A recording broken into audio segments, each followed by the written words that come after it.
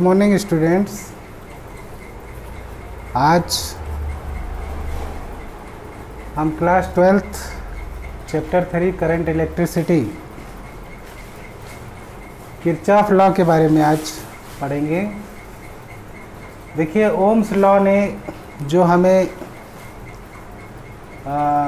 Circuit connection जो समझाया था, उसी को किरचॉफ लॉ ने क्या किया है, एक्सटेंड किया है। क्लास 10th में हम लोगों ने ओम्स लॉ को ही अपने सर्किट में यूज़ किया, लेकिन अगर मान लीजिए कोई सर्किट बहुत ही कॉम्प्लिकेटेड सर्किट है, तो उस सर्किट में हम ओम्स लॉ को यूज करके सर्किट को सॉल्व नहीं कर सकते हैं, या सॉल्व करना हमारे लिए बहुत कठिन हो जाएगा।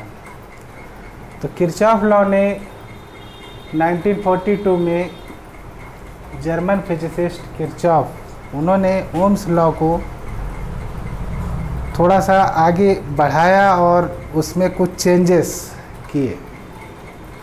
तो उन्होंने दो लॉज दिए थे। फर्स्ट लॉ में उन्होंने बताया कि in an electric circuit the algebraic sum of currents at any junction is zero. इस फर्स्ट लॉ में इन्होंने ये बताया कि जैसे मान लीजिए ये एक जंक्शन पॉइंट है, इस जंक्शन पॉइंट पर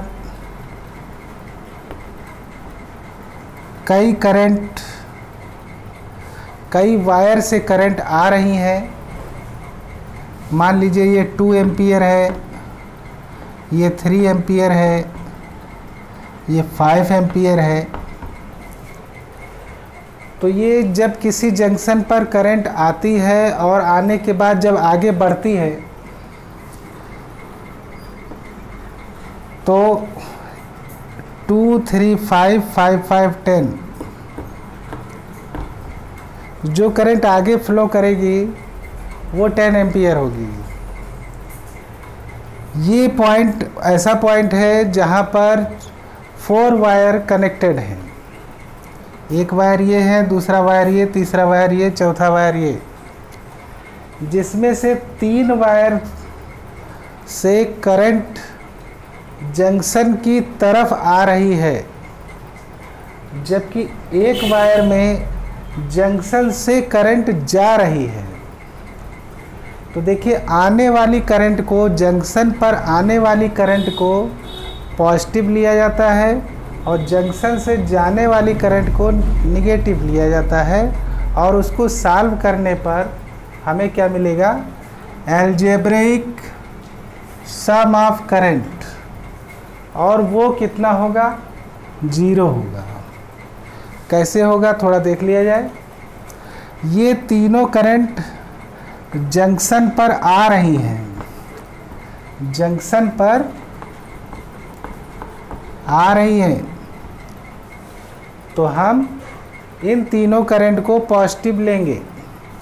तो ये हो जाएगा +2 +3 +5, +2 +3 +5, और ये जो करंट है ये जंक्शन से जा रही है, इसलिए इस करंट को हम निगेटिव लेंगे, और इसको पूरा जब सॉल्व करेंगे तो ये = 0 आएगा, है ना। किसी भी सर्किट में कई वायर होते हैं और सब में करंट फ्लो होती है, तो उस फ्लो ऑफ करंट में हमको जंक्शन को देखना है, और उस जंक्शन पर हमें यह देखना है कि आने वाली करंट पॉजिटिव लेना है, जाने वाली करंट को निगेटिव लेना है, और उसका एल्जेब्रिक सम 0 आना चाहिए।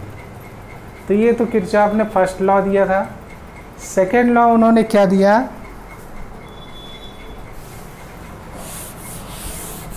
सेकेंड लॉ उन्होंने दिया कि around any closed loop of a network the algebraic sum of changes in potential must be 0।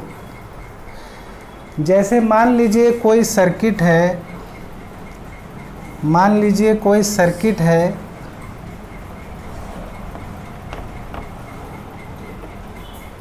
ये कोई सर्किट है। अच्छा, ये कैसा सर्किट है? क्या ये क्लोज्ड सर्किट है कि नहीं? क्लोज्ड मतलब कोई भी एक पॉइंट हम कंसीडर कर लें और देखें कि क्या ये एक राउंड फिगर हमें दे रहा है कि नहीं दे रहा है। तो एक राउंड फिगर हमें दे रहा है ना।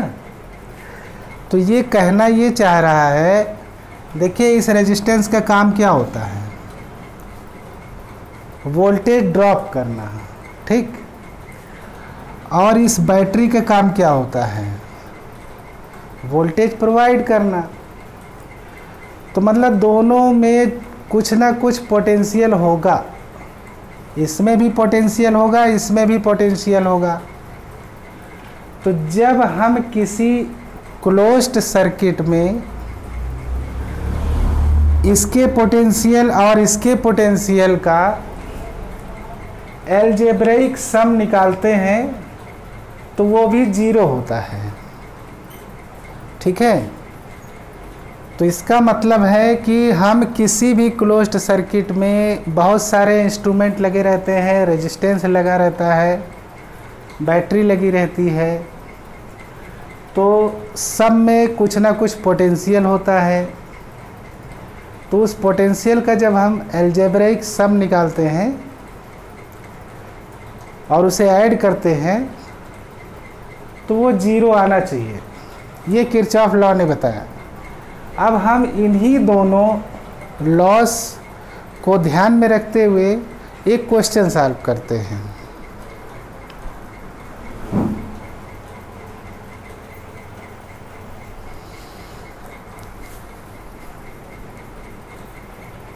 ये एक सर्किट है, इस सर्किट में 2 बैटरी दी गई है, 3 रेजिस्टेंस हैं और इस सर्किट में 2 बैटरी होने की वजह से ये सर्किट कॉम्प्लिकेटेड हो गया।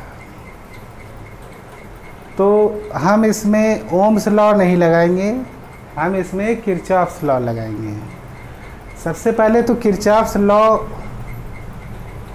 को पहले समझने से पहले, सर्किट में पहुंचने से पहले हमें ये जानना ज़रूरी है कि जब किसी भी सर्किट में रेजिस्टेंस होता है और मान लीजिए इस सर्किट में करंट यहाँ से यहाँ जा रहा है, ठीक है। जब किसी सर्किट में रेजिस्टेंस होता है और करंट का डायरेक्शन इस तरफ होता है, तो करंट पहले इस रेजिस्टेंस में जब इस पॉइंट पर पहुंचेगी और ये यहाँ से जब इधर आएगी, तो रेजिस्टेंस का काम होता है वोल्टेज ड्रॉप करना। क्या करना? वोल्टेज ड्रॉप करना। तो आप थोड़ा सोच करके बताइए, इस पॉइंट पर वोल्टेज ज़्यादा होगा कि इस पॉइंट पर वोल्टेज ज़्यादा होगा? इस पॉइंट पर वोल्टेज हाई होगा और इस पॉइंट पर वोल्टेज लो होगा। तो जब पोटेंशियल हाई से लो पर जाता है, तो अगर हमसे कोई पूछता है कि इसने कितना वोल्टेज ड्रॉप किया, है ना, तो ओम्स लॉ कहता है V equal to I R, V equal to I R, क्योंकि हम हाई से लो में जा रहे हैं। अच्छा, हाई से लो का मतलब हम ये भी समझ सकते हैं कि पहले हमने 2 टेस्ट दिया, एक में हमने 80 नंबर पाया और फिर इसके बाद हम 60 नंबर पाए। तो ये बताइए कि हमने जो नंबर अब पाया बाद में 60 नंबर, उससे हमें फ़ायदा हुआ कि उससे हमें नुकसान हुआ? पहले 80 पाए थे, बाद में 60 पाए, तो क्या हुआ? लॉस हुआ। तो लॉस होने पर ये जो V equal to I R आप देख रहे हैं, इसको आप लिखेंगे माइनस आई आर। इसको ध्यान देंगे, ये निगेटिव किस लिए लगा? क्योंकि हम high to low current flow कर रही है करंट हमारी कैसे फ्लो कर रही है, हाई टू लो फ्लो कर रही है, इसलिए अकॉर्डिंग टू ओम्स लॉ हमारा जो पोटेंशियल है वो -IR हो जाएगा। ठीक है। अब अगर थोड़ा सा ध्यान दिया जाए, मान लीजिए किसी रेजिस्टेंस में करंट तो यहीं से फ्लो कर रही है, लेकिन किसी वजह से मान लीजिए ये वाला पॉइंट लो हो गया और ये वाला पॉइंट हाई हो गया। वो अभी हम इस सर्किट में दिखाएंगे कि लो और हाई कैसे निकाला जाता है, ठीक ना। तो किसी वजह से अगर करंट के रास्ते में जो रेजिस्टेंस लगा है उसका पहला पॉइंट लो हो गया और दूसरा पॉइंट हाई हो गया, तो जब हम लो से हाई में जाएंगे, जब करंट हमारी लो से हाई में जाएगी, कहने का मतलब पहले हम 60 नंबर पाए थे, बाद में 80 नंबर पाए, तो हमें प्रॉफिट हुआ। तो उस कंडीशन में अगर हम इसका वोल्टेज ड्रॉप निकालेंगे तो वो बेटा +IR होगा। इस कॉन्सेप्ट को हमें जानना बहुत ज़रूरी है। अगर ये कॉन्सेप्ट हम नहीं क्लियर करेंगे तो दिक्कत पड़ सकती है। अब तीसरी चीज़ है, अगर मान लीजिए करंट के डायरेक्शन में बैटरी का पॉजिटिव टर्मिनल पहले आता है, निगेटिव टर्मिनल बाद में आता है, तो इस पॉजिटिव टर्मिनल को हम लोग हाई मानते हैं, निगेटिव टर्मिनल को लो मानते हैं। तो इसका पोटेंशियल क्या होगा, +V होगा कि -V होगा, ये हमें सोचना है। हाई से लो में जा रहे हैं, जैसे इसमें हाई से लो में जा रहे थे तो माइनस लग गया, तो यहाँ पर भी तो हम हाई से लो में जा रहे हैं तो माइनस लगेगा, इसलिए इसका पोटेंशियल क्या हो जाएगा, -V हो जाएगा। लेकिन अगर करंट के डायरेक्शन में पहले निगेटिव टर्मिनल आता है, बाद में पॉजिटिव टर्मिनल आता है, तो हम कहेंगे कि हमारे सामने पहले लो मिला, फिर इसके बाद हाई मिला। तो जब हम लो से हाई में जाएंगे ना, तो ये जो पोटेंशियल है ये माइनस नहीं रहेगा, ये प्लस हो जाएगा। इसको जानना ज़रूरी है। ये चार चीज़ें अगर हम जान रहे हैं, देखिए सब में कॉमन क्या है, करंट का डायरेक्शन ही हमको ये बताता है हाई लो, है ना। मतलब कि वो -IR होगा कि +IR होगा कि -V होगा कि +V होगा, मतलब पोटेंशियल कितना होगा ये हमें करंट से ही पता लगेगा। ठीक, चलिए अब हम आते हैं सर्किट पे। इस सर्किट में दो बैटरी है, इस सर्किट में दो बैटरी है, एक 5 वोल्ट एक 4 वोल्ट। तो अब हमारे सामने समस्या ये आती है कि जो हमारा करंट निकलेगा वो 4 वोल्ट से निकलेगा कि 5 वोल्ट से निकलेगा। कुछ बच्चे कहते हैं 5 वोल्ट बड़ा है इसलिए उससे निकल सकता है, 4 वोल्ट छोटा है उससे बाद में निकलेगा, उससे कम निकलेगा। ऐसी कोई बात नहीं है। कभी कभार 5 वोल्ट ही हमको करंट देने लगता है, कभी कभार 4 वोल्ट ही करंट देने लगता है। तो इसमें कंफ्यूज नहीं होना है। किसी भी एक बैटरी को पकड़ लीजिए और उसके पॉजिटिव टर्मिनल से करंट को निकाल दीजिए। चलिए हम 5 नहीं ले रहे हैं, हम 4 ले रहे हैं। 4 का पॉजिटिव टर्मिनल ये है, निगेटिव टर्मिनल ये है। यहीं से आपकी करंट निकलना स्टार्ट हो गई, यहीं से आपकी करंट निकलना स्टार्ट हो गई। तो ये आई करंट निकली, जंक्शन पर पहुंची। ये देखिए यहाँ पर 3 वायर है, तो जब यहाँ से करंट आई तो इसके सामने 2 रास्ते निकले। तो 2 रास्ते में थोड़ा सोचिए कि अगर करंट ऐसे जा रही है, आई करंट जा रही है, और इसके सामने दो रास्ते मिले।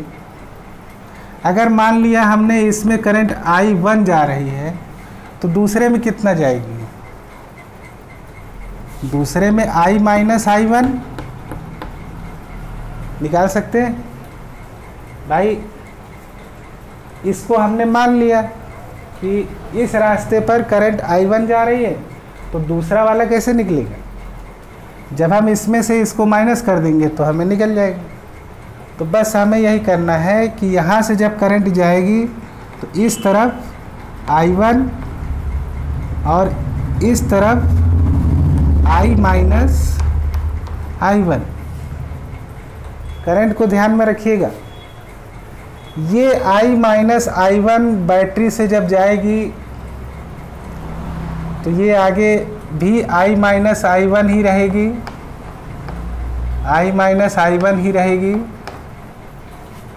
क्योंकि करंट कभी भी जब चेंज कब होती है? जब पाथ अलग हो तब। तो जब ये I माइनस I1 आगे बढ़ रही है तो इसके रास्ते में बैटरी अगर पड़ रही है तो भी I में चेंजेस नहीं होगा, ये आगे भी यही रहेगी और यहाँ भी I माइनस I1 ही रहेगी। और ये जो I1 यहाँ इस तरफ जा रही है, इसके रास्ते में ये पड़ा, तो ये अगर करंट I1 यहाँ से जा रहा है तो यहाँ भी करंट आपका I1 ही रहेगा। और जब इस जंक्शन में पहुँचेंगे तो थोड़ा ध्यान दीजिए कि ये I माइनस I1 और ये I1 जब दोनों इधर आएंगे तो नीचे की तरफ कितना करंट बढ़ेगा? बेटा दोनों को आपको क्या करना है? ऐड कर लेना है। I माइनस I1 और I1 को ऐड करेंगे तो ये माइनस I1 और I1 कट जाएगा, तो यहाँ से करंट आपको क्या मिलेगी? I। यही करंट I आपकी यहाँ बढ़ेगी I, और ये आपका निगेटिव टर्मिनल पर करंट आकर के रुक जाएगी। इतना सबको समझ में आ गया? तो जिस बैटरी से हम करंट निकालते हैं पॉजिटिव टर्मिनल से, उसी बैटरी के निगेटिव टर्मिनल पर उतनी ही करंट पहुंचाते हैं। तो इस तरीके से हमने करंट का डिस्ट्रीब्यूशन किया। अब हम हाई लो का डिस्ट्रीब्यूशन करेंगे। हाई लो का डिस्ट्रीब्यूशन करने के लिए हम एक फिगर और बनाते हैं।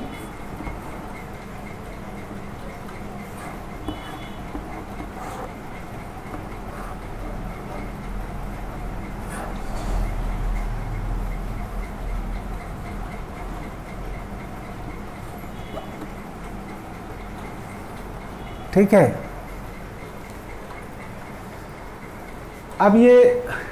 अब इसमें हम कुछ लिखेंगे नहीं तो हम थोड़ा सा मिस्टेक कर सकते हैं। इसमें आपको ढूंढना है लूप। इसमें क्या ढूंढना है आपको? लूप। लूप मतलब दो क्लोज्ड फिगर। देखिए इसमें दो क्लोज्ड फिगर बन रहे हैं। एक ये वाला क्लोज्ड फिगर बन रहा है और एक ये वाला क्लोज्ड फिगर बन रहा है। तो हम लोग क्या करेंगे, दोनों में हम लोग क्या करेंगे, क्लॉकवाइज मूव करेंगे। दोनों में क्या करेंगे? क्लॉकवाइज मूव करेंगे। ठीक है, अब क्लॉकवाइज मूव देखिए, दोनों में डायरेक्शन कैसा है? क्लॉकवाइज है। तो ये दोनों कर्व में हमको कोई एक पॉइंट ऐसा लेना है जहाँ से हम चलना स्टार्ट करेंगे और वहीं पर पहुँचेंगे। तो हम पहले इस कर्व की बात कर ले। पहले इसका नाम दे देते हैं A B C D। ठीक है, तो हमारे पास कितने लूप हैं? दो लूप हैं, एक लूप 1 और एक लूप 2। इस लूप में इसका नाम क्या है? BCA। BCA। और इस लूप का क्या नाम है? DAC।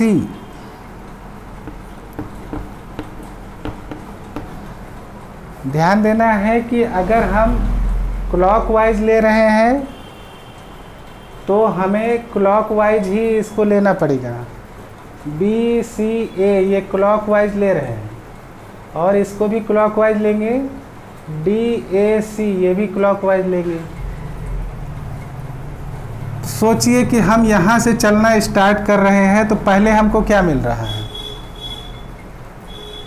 पहले हमको ये रेजिस्टेंस मिल रहा है, तो इसका मतलब ये रेजिस्टेंस के पहला वाला पार्ट हाई हो जाएगा, दूसरा वाला पार्ट लो हो जाएगा। अच्छा, फिर आगे बढ़े तो फिर हमको रेजिस्टेंस मिला, तो ये रेजिस्टेंस का ये वाला पार्ट हाई हो जाएगा और ये वाला पार्ट लो हो जाएगा। फिर आगे बढ़े, फिर हमको आगे रास्ते में बैटरी मिली। बैटरी का ये वाला पार्ट पॉजिटिव है, ये वाला पार्ट निगेटिव है। तो पहले बैटरी का प्लस मिला कि बैटरी का माइनस मिला? बैटरी का प्लस पहले मिला, इसलिए हम कहेंगे ये वाला पार्ट।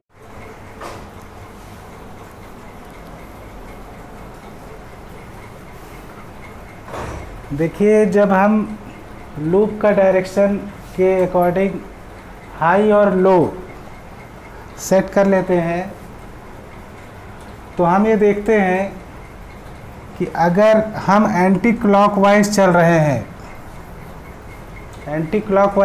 हैं तो हाई लो कैसे कंसीडर किया जाता है। अब हमें ये पता लगाना है कि जो हमारा लूप 1 है, ये जो ऊपर वाला लूप है, लूप 1, इस लूप 1 में कितने इंस्ट्रूमेंट जुड़े हैं? तो इसमें आपके 3 इंस्ट्रूमेंट जुड़े हैं, एक रेजिस्टेंस, 2 रेजिस्टेंस और एक बैटरी। ये 3 इंस्ट्रूमेंट आपके इस फर्स्ट लूप में हैं। तो ये वाला जो देख रहे हैं, ये कितना रेजिस्टेंस का है? 200 ओम का है। और ये रेजिस्टेंस कितने का है? ये 20 ओम का है। और ये बैटरी कितने की है? 5 वोल्ट की है। अब तीनों में करंट का डायरेक्शन बताइए। सबसे पहले तो हम लोग एक काम करते हैं, इसमें हाई लो दिखा देते हैं। ये आपका हाई है, ये आपका लो है। इस वाले बैटरी में आपका करंट ऐसे जा रहा है। अच्छा, करंट को भी देखना होता है। करंट के डायरेक्शन में पहले लो मिल रहा है, फिर हाई मिल रहा है। तो ये लो है, ये हाई है। अब इस बैटरी में देखिए करंट का डायरेक्शन कहाँ है? करंट का डायरेक्शन ये है। तो करंट के डायरेक्शन में पहले कौन मिल रहा है? हाई। करंट के डायरेक्शन में पहले हाई मिल रहा है, फिर लो मिल रहा है। तो अब हमें ये बताना है कि इसका वोल्टेज ड्रॉप कितना है, इसका वोल्टेज ड्रॉप कितना है और ये कितना वोल्टेज अप्लाई कर रहा है।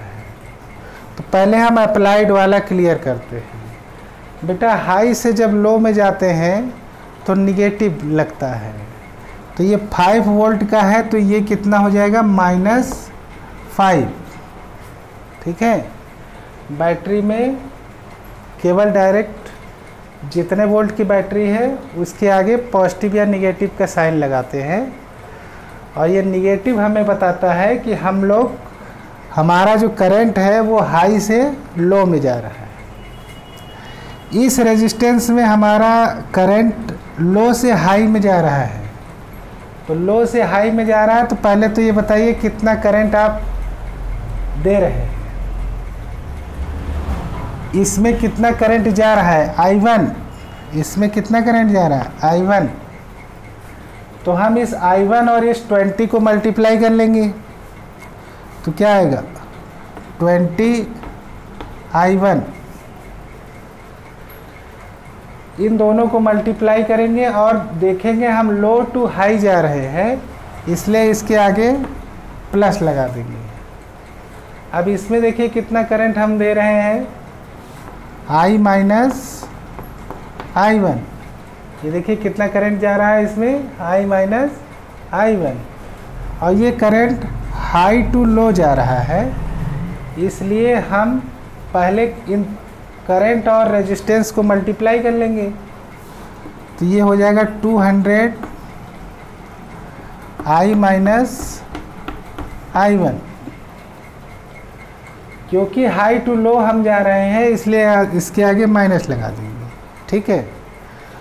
तो किरचॉफ सेकेंड लॉ ये कहता है कि ये तीनों पोटेंशियल का एल्जेब्रिक सम 0 होना चाहिए, ठीक है।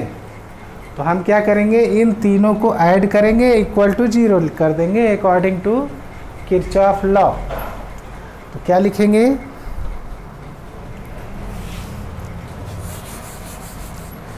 इतना रब कर दे रहे हैं। अब लिखेंगे in loop 1 according to Kirchhoff's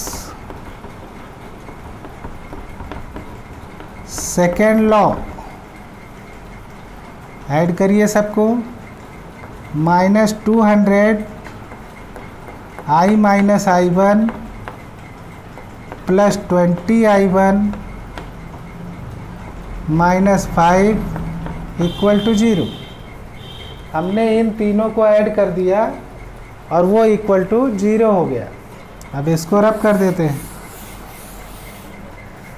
इसको सॉल्व करेंगे, क्या आएगा, minus 200 I minus minus plus plus 200 I1 plus 20I1 minus 5 equal to 0।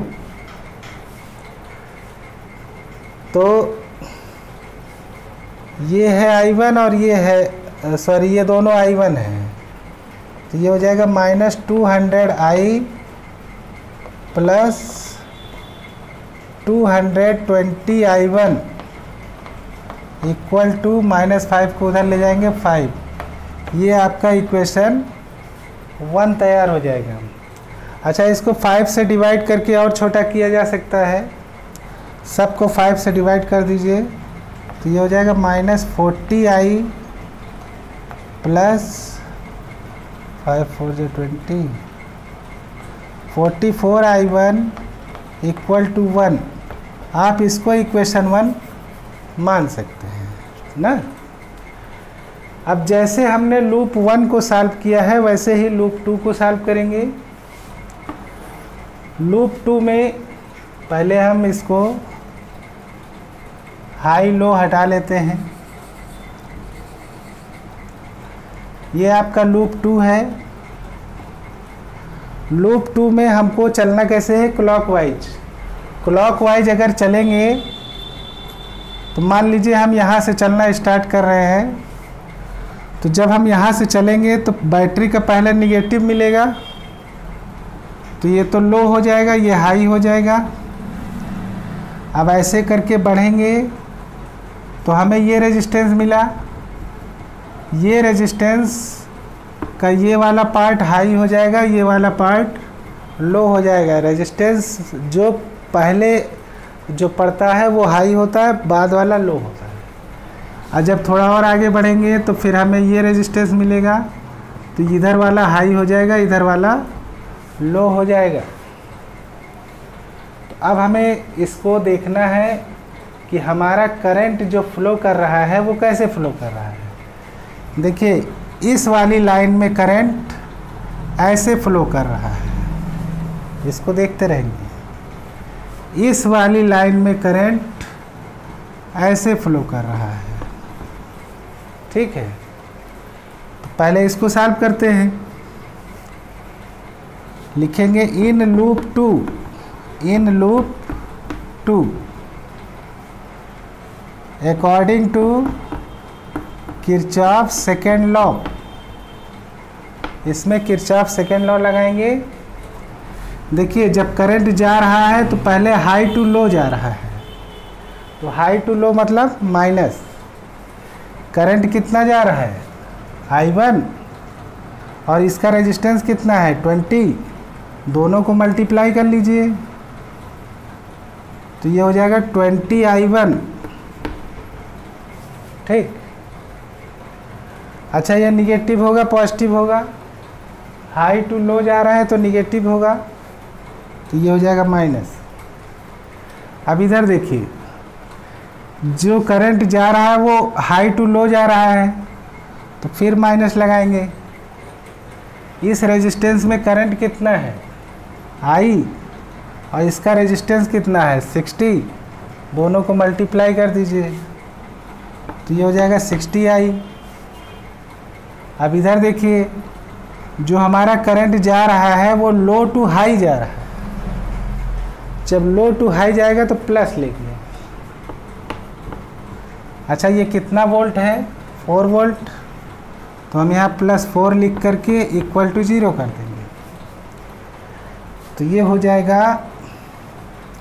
इसको आप पहले लिखिए -60I -20I1 इक्वल टू -4। ये आपका इक्वेशन 2 मिल जाएगा। अब आपको 2 इक्वेशन मिले। अब इसको हम रब कर देते हैं।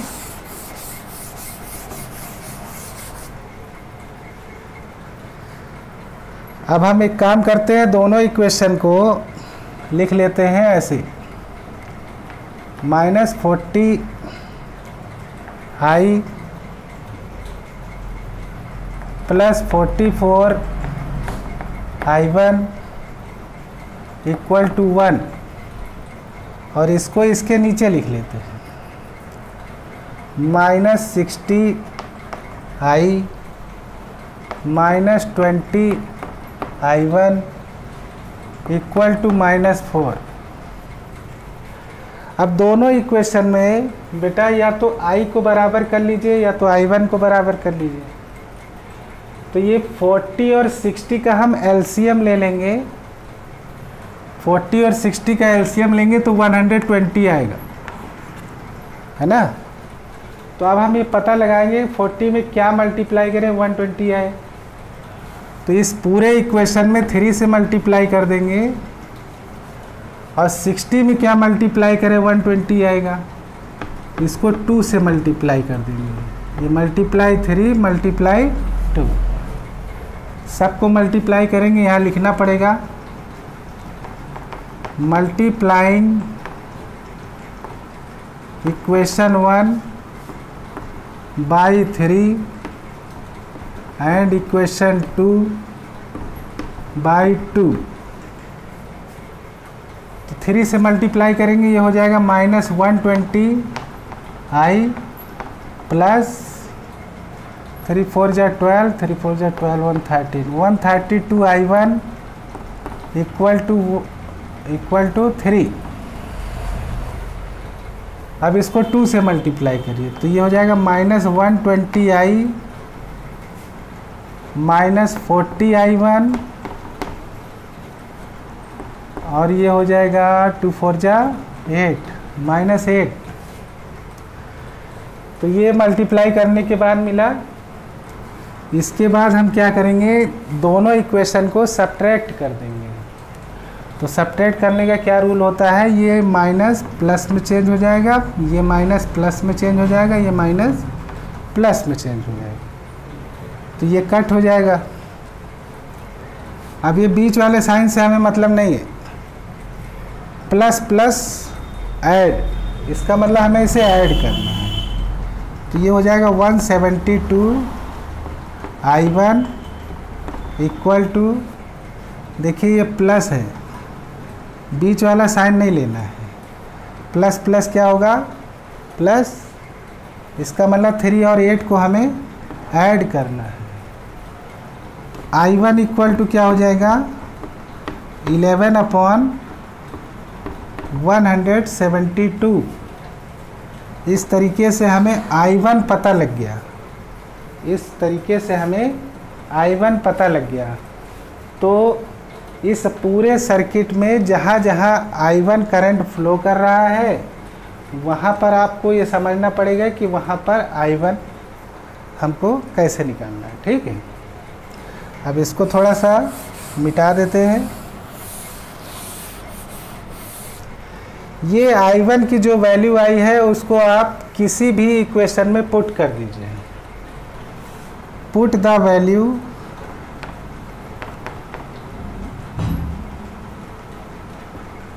ऑफ I1 इन इक्वेशन 1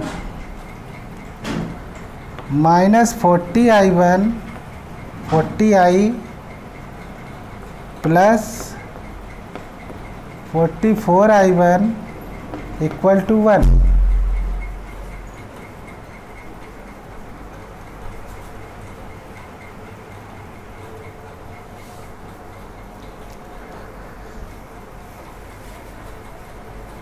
अब यहाँ पर हम I1 की वैल्यू ये इसमें डालेंगे -40I प्लस 44I1 की जगह पे लिखेंगे 11/172 इक्वल टू 1। 44 से इसको काट सकते हैं?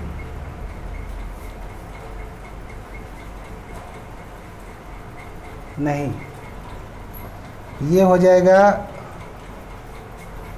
2 2 जा 4 22, 2 8 जा 16, 2 6 जा 12। फिर इसको काटेंगे ये 11 43।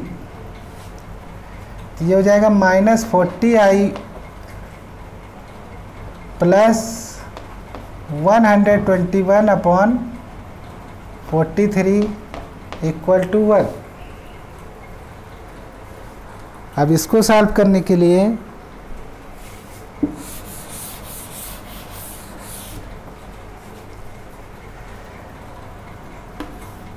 -40I1 -40I इक्वल टू ये हो जाएगा 1/1 माइनस 121/43। तो ये एलसीएम हो जाएगा 43 माइनस 121। अच्छा, 43 माइनस 121 कितना आएगा? 3 8 11 और 4 7 11। ये हो जाएगा -78/43 और ये -40I, माइनस से माइनस कट हो जाएगा। I इक्वल टू क्या होगा 78/43 मल्टीप्लाई 40। तो इसको हम लोग लिख सकते हैं 78/0 4 3 जा 12 का 2 कैरी 1 4 4 जा 16 1 17। इतना एम्पियर। इस तरीके से हमने इस सर्किट का, इस कॉम्प्लिकेटेड सर्किट में कितनी करंट किस रेजिस्टेंस में फ्लो कर रही है इसको हमने जाना। Thank you, have a good day.